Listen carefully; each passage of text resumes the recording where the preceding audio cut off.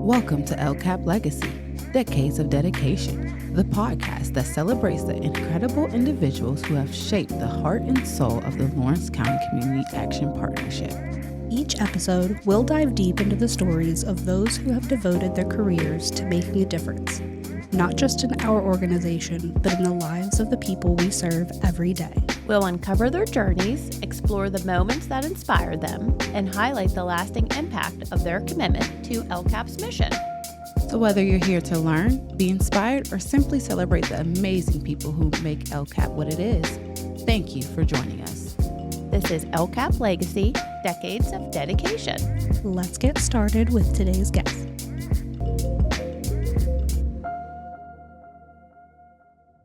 You're now listening to LCAP Legacy, Decades of Dedication, and we are back with episode 38.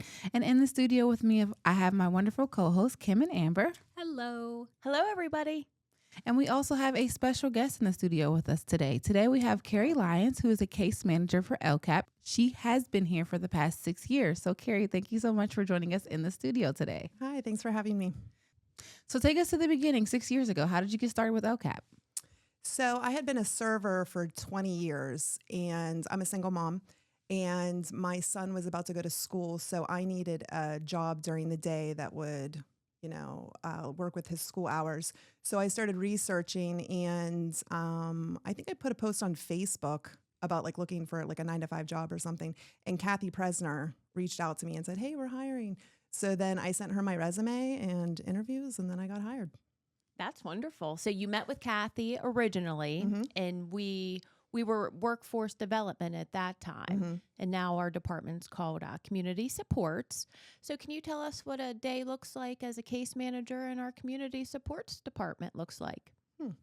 So one of the main things I love about this job is every day is not the same. Some days I go out to Frumill to put on the iMatter program. And then we have the life skills program. Then I'm in the office half time. And then I get to meet with my clients. So it kind of just depends on the day, what appointments I have, what programming's going on. So I know you do a lot of work with some of our youth. What age range do you typically serve? And what are some of the unique needs that they tend to have? So our iMatter program is the ages of 11 to 18. Our life skills program is typically between the ages of 16 and 18. And then I also case manage young adults that are between the ages of 18 and 24. And what program is that, the case management part of your job for 18 to 24-year-old, the young adults? That would be our housing program. Okay. So we help them become self-sustaining. After our rental assistance is over, we help them overcome barriers that they're working on, obtain employment, obtain therapy sessions with human services or people in need, whatever kind of needs that they have, food barriers, transportation barriers. So how do you help younger people navigate the systems like maybe transportation and finding housing and maybe applying for SNAP benefits and finding those other community supports services? Well, we have a lot of resources. So we reach out to other agencies. We have a lot of in-house benefits. And honestly, we just have a lot of conversations with our coworkers because, everybody has different information on different agencies. So I know that I go to my coworkers a lot and we kind of exchange information to see how we can help our clients. And you mentioned your job prior to this was a lot of face-to-face and dealing with customer service. So how have you used what you learned in your previous job and your new role? I'm very empathetic and I am I like to serve people. So that has helped me because to just kind of listen to people's needs and what they want, what they like. And then I have just kind of moved that over into this. And just to listen to people, I think is the big thing to hear, to actually really pay attention and hear what they need and then come up with a plan of action to help them overcome whatever they need to do and reach their goals. And a lot of the times we have to read between the lines because people might say they want one thing and then they may need something completely else. So how do you navigate those situations? Again, listening. And sometimes like you can pick up on keywords or body language if they're upset, just kind of like listening to what they are saying and asking more questions, more in-depth questions to see, get a backstory. One of my favorite things to do is when I meet a client, I like to just hear their life story. Just like, where did you grow up? Like, how did we get here today? What are your goals? Just their history. So then you can kind of really then get to know them more and help them more. Nice. So building trust can be really challenging. What strategies do you use to help connect with the clients that you work with? Just talking to them and showing them respect, no judgment. Lots of times even just kind of like maybe giving tidbits of my own history of how I can relate to them. And we have so many different of our own resources here at Lawrence County Community Action Partnership that helps you, better serve the needs of our clients. We have our own AX transportation. We have our SNAP representative that can help people apply for SNAP benefits. We have our resource classes. We offer so much here, our budgeting classes here at LCAP, where it's nice to be able to refer them to our own. And like you mentioned too, we have such great connections with our coworkers and the outside agencies too, that it's easy to be able to give them that advice, give them those resources. And you being such a great case manager and being so empathetic, they trust you and they want to take the advice that you're giving them. So great job. Thanks, Kim. So what's something fun or surprising about you that your clients or coworkers might not guess? I love rainy days. It's always like a fun fact. Anytime anybody asks, like, what's a fun fact about you? That's always my answer because I think that's like a little bit abnormal. Most people love sunny days.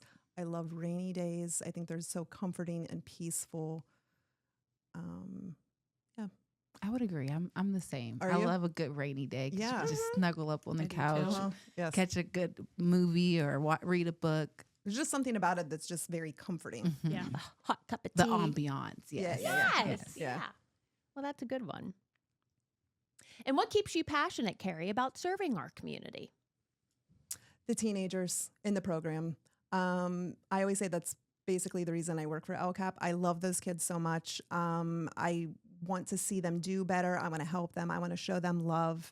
So, yeah, I love the teenagers in all of these programs. They've come from, a lot of them have come from very traumatic pasts and still currently have a lot going on either in school, their own personal life, their home lives. So just to show them love and understanding and to try to guide them in the right direction. But yeah, I love those kids so much. And oftentimes those kids teach us something about ourselves. So what have the kids that you've worked with taught you about yourself? I think that they show me a lot. I think that just to never read a book by its cover. There's always more to the story. There's always more going on behind the scenes. And when somebody's acting out or having a bad day, then there's usually something else going on. And sometimes you just need to love people unconditionally and to get to know them more and like listen. So yeah, they've taught me a lot about that. So what does success look like to you in your position? And is there any particular success story that you can share with us? Honestly, a success in my life with this job is if I get to connect with one of the youth, and I love getting hugs.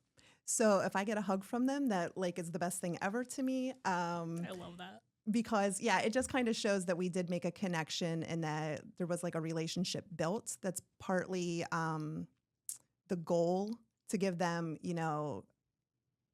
adult interactions that are Positive. I have a lot of success stories. Different ones in the housing program where they have become self-sustaining, where they have a job and then they can pay their own rent. And have a car. I had a girl not too long ago that she was living in her car with her boyfriend. They were moving around from parking lot to parking lot. They ended up coming here and we helped them. They got into an apartment and then they both were able to get jobs because they had a stable home. And then they maintained that for an entire year. They got to increase their income, and her husband at the time had gone back to school. And just to watch them, it was incredible. And then I got to meet with her exit interview, and she was crying, telling me that it was crazy, like how her life has changed from just, I think it was exactly that, like a year ago, that date too, that how much her life has dramatically increased. And, and she was crying and saying how wonderful it was and thanked us all for how much we've helped her and stuff. It was amazing. That's amazing. Mm-hmm. Yeah. Yes, we love to hear stories like that because we do, work hard to show up for our clients. So how does it feel knowing being from this area that you're able to give back and help people out? I love that. I grew up in Newcastle. So I love this community. You'll hear a lot of people talk badly about Newcastle and like how they want to get out of here, and they're always pushing people, to go experience other places and stuff. But I think if you put like your heart into it here, that's what builds the community. And when you're passionate about what you do and empathetic towards your community members, that's when you would really increase, the community and make it grow and make it what you want it to be and love. And what advice, Carrie, would you give to someone who's maybe seeking social service jobs or case management jobs? What advice would you give to them entering the field? Come in with an open mind, listen, be empathetic. But I think the key thing I would say is to just listen to your clients. Don't go in knowing that what you're going to tell them is right, because you might think something is right and it's not really going to even like correlate with them. That it's just keep an open mind and listen. And are there any programs that you wish more people knew about that we have here at LCAP? I think it's called the Transportation to Work. I refer that to my clients a lot for the working parents that have children in the home, and they can help with, gas money and rides to work and stuff. That program, I believe, is underutilized, and it could really, really help them out. I very much refer that program a lot. That's one of the greatest programs that we have, and it's through our ACTS Transportation, Yeah, it really the Working Parents Program. Yeah, it really helps people a lot. Yeah, and you have to have minor children in your household. You have to be working 30 hours a week or more, 20 hours a week or more, be employed 30 days or longer, and you could get mileage reimbursement up to 70 cents a mile to and from school, to and from daycare, to and from work. You get reimbursed monthly by either a check or direct deposit. It's truly, like you mentioned, very underutilized, and we need more people to know and learn about this program because it could help save money maybe towards a new purchase of a vehicle or save money for other things, rent and groceries. Everything's so expensive. But 70 cents a mile, that's just wonderful. I just referred somebody to that program yesterday. Good. And she's making enough just to pay her bills now. And we discussed that and kind of went over the guidelines, and she seemed to have met those. So I think it's just going to be like a step up that, just to get her like really ongoing until she can like increase her income. Yeah, even if it's, $50 a month that a person is able to receive through the mileage reimbursement, or $200, that helps out a lot in this day of age. And then if a person is not driving and they don't have a vehicle, our ACTS Transportation is able to take them to all those different places too, daycare, school, work, during ACTS regular business hours. So that's another option too under the Working Parents Program. So that's great that you're sharing that, and we have to keep sharing that. I love that program. So, Carrie, everyone who joins the show, I like to ask them the same question. And that question is, once you're done with LCAP, what are you hoping that your legacy is that you will leave? I hope people remember me, that I cared, that I really had a heart for helping people and really, truly caring about them. not just at work, but just in my life in general. It's my purpose in life is to help people and just to show everyone unconditional love in any way I can. All right. Well, we'll go ahead and wrap up that round. We're going to make our way to the quick fire round. And how that works is we're going to ask you a series of questions and you're just going to answer with whatever comes to your mind first. So, Amber, do you want to go ahead first? Alrighty. So what was your favorite activity or hobby as a kid that you still enjoy today? I love listening to music. So I try to listen What to... type of music is your favorite? Interesting enough, I just started to get into reggae. So I love that. I love Damian Marley. I'm listening to him a ton right now. So I love it. Yeah, It's very relaxing. yeah, it is. But yeah, I like to switch it up with music a lot. Speaking of music, did you turn on the holiday music yet? Or are you waiting? I wait till after Thanksgiving. And what lunch could you eat every single day, Carrie, that you would never get tired of? Pizza. And from where? Pizza Man's. Oh, yeah, Pizza Man's is good. The Pizza ladies upstairs really enjoy Pizza Man's. Yeah. Yeah. That's one thing I won't get sick of is pizza. They have great daily specials, too. If you could give your teenage self one piece of advice, what would it be? Obey the rules. Honestly, rules are in place for us for a reason, to protect us and to guide us. And if you go outside of the rules, you're going to suffer the consequences. And so, yeah. I think all of our teens need that reminder sometimes. Right. And what's one of the weirdest talents that you have that nobody knows about? So a little bit interesting. I am a massage therapist. So I went to massage therapy school a long time ago. So I get great massages too. That's good to know. We'll have to I never keep knew that that. in mind. Yeah, I never knew So if you that. see people lining up at your door, you know exactly Right. why. Yeah. Yes. I keep a massage table at my desk.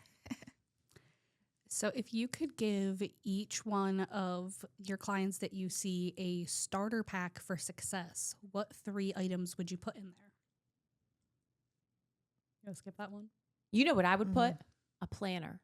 A planner is Mm. so important. There's so many times that people come through the door and everything's dropping out of their bag or everything's dropping out of their purse and they're trying to remember different things and remember names. I have used a planner since junior high days, and I still do. It's still on my desk. I write everything down. But a planner is so key to remember events, things coming up, birthdays, holidays, appointments. I would say a planner would be one of the definite ones. Yeah, I would agree. Lists, I very much like lists. I actually just met with a client right now that is dealing with a lot. And she says that she's very scatterbrained. She can't focus on anything. So we discussed creating a list and then thinking about and focusing on that one particular thing for about 3 days to resolve that, cross it off the list, then move on to the next thing. So your list gets shorter and shorter. And so, yeah, I'm very much big on lists. And a pen. We all need pens.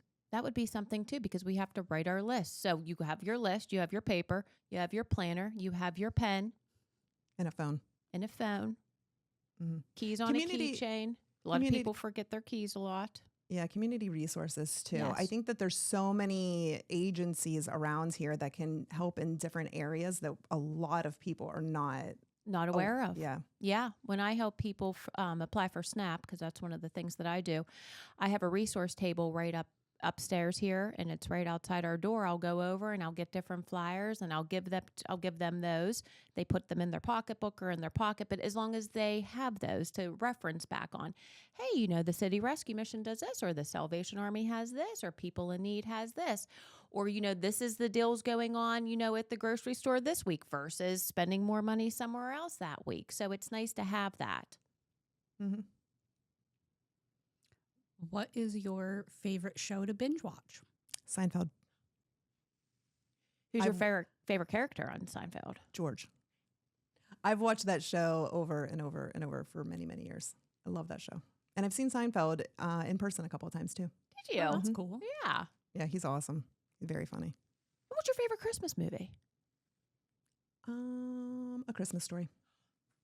Did you ever go to the Christmas Story house in Cleveland? I have, yes. I did that a couple of years ago. It was really neat. I'd like to go back.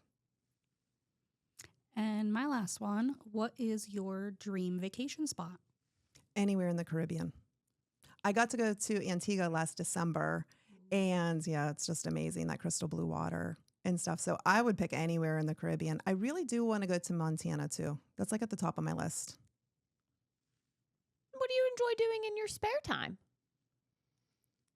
So I volunteer a lot with my church. I teach a class on Wednesday nights called Awana, and I have 20 kids in my class there. And then I volunteer with our Vacation Bible School and just a lot in the church. And then I also have a very small garden, and I spend time with my kids and my family and just, yeah. And every case manager has a superpower. What would you say yours is? Empathy. I can really listen to people and try to put myself in their position and what would help me at that time. So I try to, connect with them in that way so I can really help them through whatever they're going through.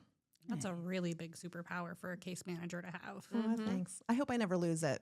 I've kept it this long, so I feel like it's just part of my personality. I've always been that way, so yeah. It's a part of your glow. You could see it just shining out of you. Oh, thanks, Kim. Now, before we wrap up this episode, is there anything else that you would like to discuss or talk about? So yeah, I would love to talk about my coworkers. I have friendships with them, and it's another reason that I love to work here. See their smiling faces. They're a great form of support in my personal life, in my work life, and I just love them, everybody here, and seeing everybody's smiling faces and the support from supervisors and just the other people that we work with in the other programs, even if they're in outside agencies.